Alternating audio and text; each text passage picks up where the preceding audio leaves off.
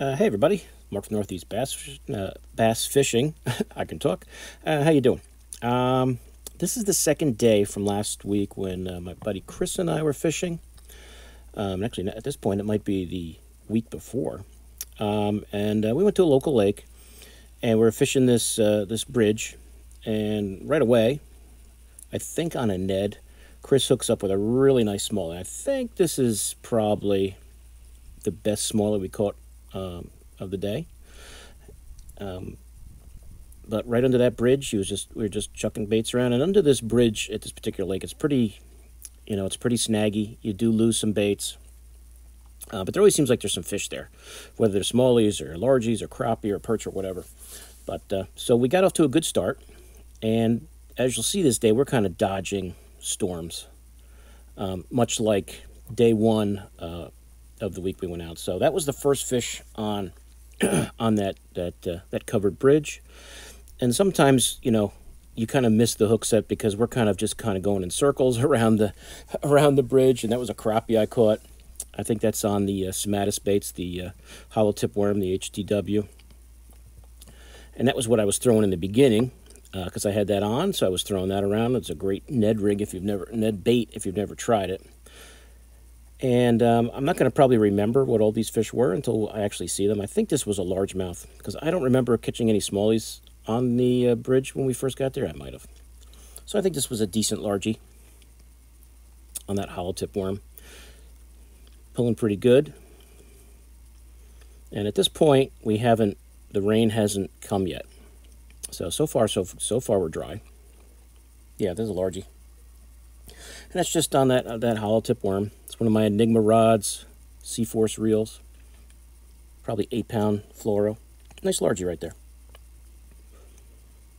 And I believe he ripped my worm in half. Yeah, there was only the top of the hollow tip worm left. So I had to change baits. But decent largie right there. Kind of see, I don't know. I think I might be taking a picture of him. Probably could have edited the end of this out. You guys get the idea. And that we're going to go down that channel there out to the main lake. So I think we're just taking a photo there. I guess I should have. Sometimes I forget to hold them down to the Tacticam when I'm getting a regular photo. But you'll see we're going to go down there, and it's a little overcast. And other than getting attacked by horseflies, it was pretty nice. So here now I've kind of swung around, throwing that hollow tip worm on the bridge. And this corner here always seems to have fish on it, whether largie, smallie, something. So I don't remember exactly what this is. That might be a small. I don't remember. Nice jump. Nice jumps for the camera. Doing a good job. Very happy to be on the video that bass was. So it's hard to, like if you look straight ahead to the left is where the ramp for this lake is. So once you get to this is like the first spot, the fishy spot, and it's hard to leave here because you're always catching fish, but you want to go fish the rest of the lake. I guess another largie. The way he jumped the first time, I thought maybe it was a smallie. And there's that hollow tip worm, that Somatis baits hollow tip worm. Great Ned bait if you guys haven't tried it yet.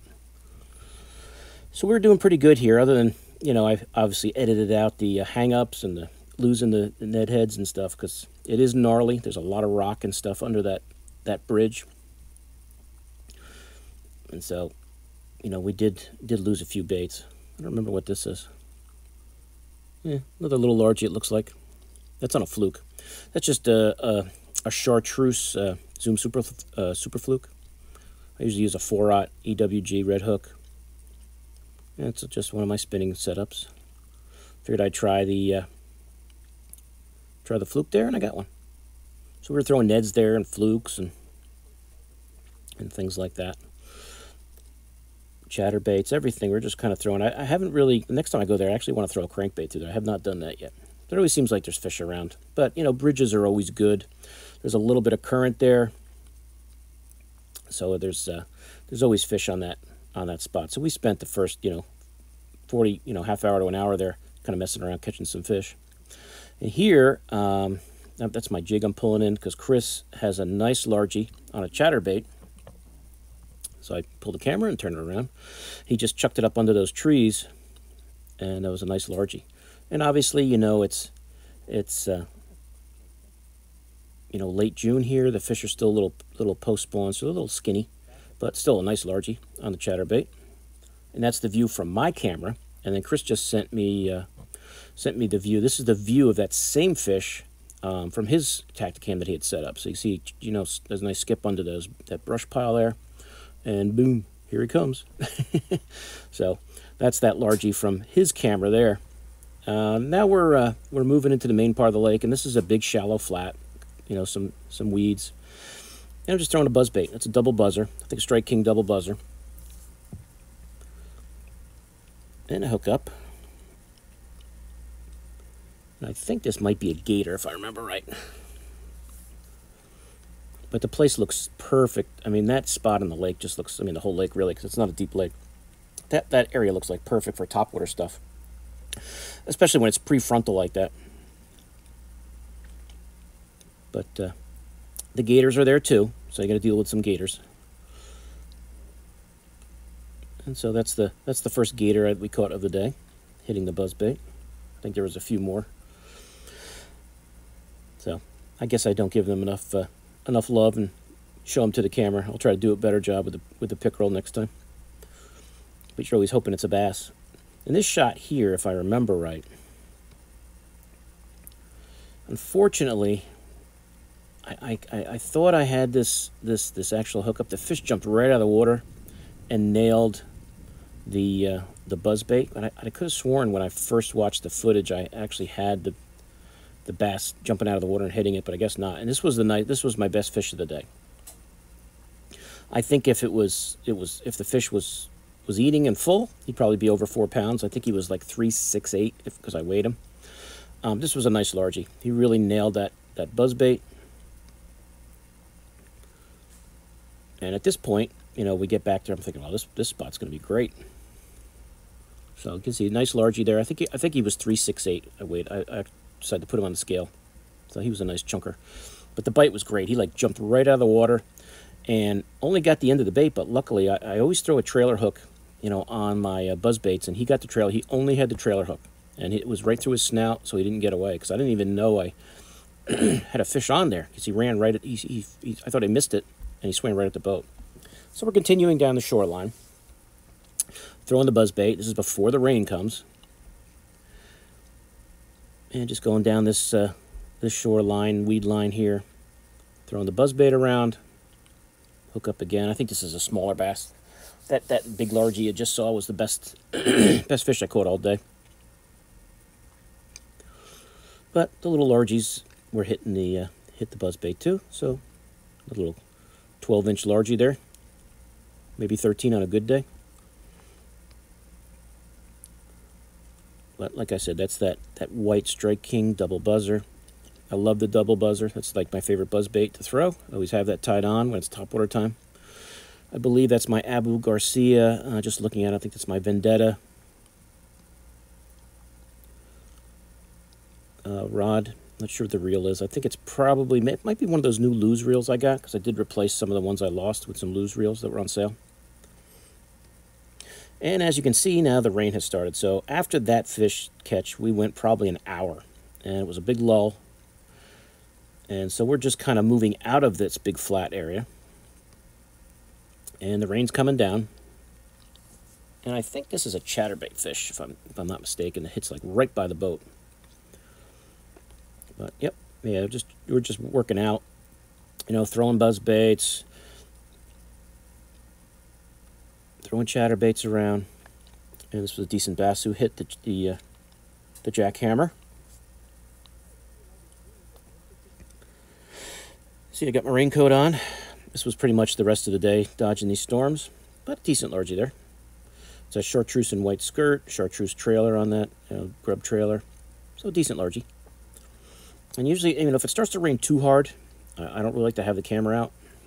But at this point, the rain is not too bad. So, you know, I've got the back of it covered. But we went out into the main channel, and it was kind of dead. So we just motored back to the other bridge. There's a railroad bridge in the back of the lake.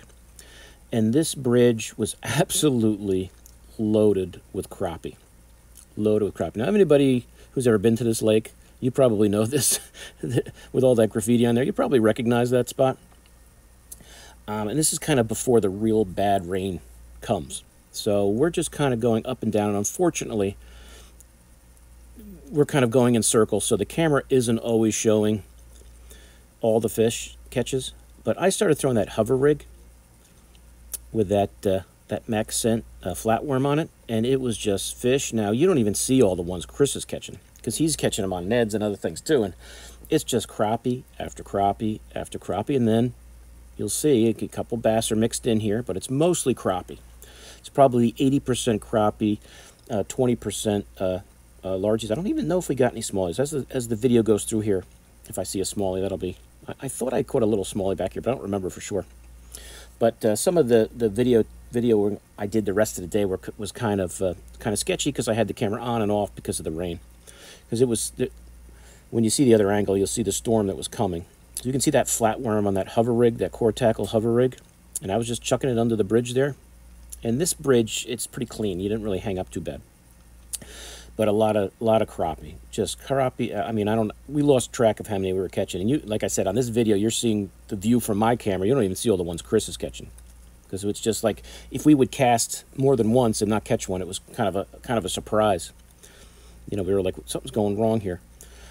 So for a good hour, I mean, it was just nonstop. Now, I think this is, if you see, oh, yeah, that was a nice bass. I threw the hover rig in there, hooked him up, and he came flying out. And I said, this ain't no crappie, and he jumped off. So you got to see him, at least you got to see his jump. That came out on camera.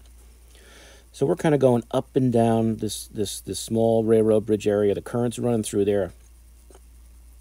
This is probably another crappie, since it was mostly crappie we were catching. Yep. So I got as many crappie shots as I could get that I actually got on camera, because a lot of times I was throwing to the other side of the boat away from the camera, and you didn't see them. But you know, it was ridiculous. You know, it was so much fun, because it was just fish after fish after fish, and then every now and then there'd be a bass. So I guess, since I'm letting this run, I assume there's another crappie coming up right away. It was rare that you threw in there and didn't. If you didn't get some bumps, you didn't catch one. But like, as I said, sometimes the camera kind of wanders. You know, I guess if I had 4 cameras going, you'd see every shot. I actually thought about it afterwards, and maybe I should have taken one of my cameras and stuck it on the actual bridge long ways and just kept filming that. It might have been kind of cool. Maybe one day I'll try that. So since this is running a little bit longer, this clip, I'm assuming another crappie is coming up soon. But could be a bass. But based on what I remember, it's probably a crappie, because there was so many. You know, there must have been 100 crappie on that bridge. Some of them are pretty decent sizes. But if you want to just have fun, you know, that was fun. And like I said, as many as you see me catching, Kris is catching, you know, a ton of them too, because they were just all over. And they seem to be on, if you were coming towards that bridge, and down there you can kind of see those black clouds. That just gets darker and darker and darker down there. Here's another crappie. Taking him off. He was kind of right at the 5-minute mark there. So we kind of just went back and forth and back and forth and back and forth, you know, on this bridge. And down the far end of the lake there, you see the storm is starting to, you know, we're starting to hear thunder. You can see those clouds in the back. And we were hoping it was going to just stay down that way, move east across the lake, but no dice. You don't really get to see it because I put the camera away, because it started to really rain hard. But you'll get the last few crappie in here that we catch. That one was a decent, you know, size one. You can kind of see that hover rig, that core tackle hover rig with that Max Scent flatworm on there, which is the first time I really threw it a lot, and it worked great. And it didn't hang up with it at once. I think I probably caught 15 or 20 crappie on it before it even tore the flatworm, and I had to put a new one on. So we're just kind of working our way around. You know, if there was a camera, like I said, on this bridge, you would have seen. It probably would have been a half-hour video with all the crappie we caught from both of us.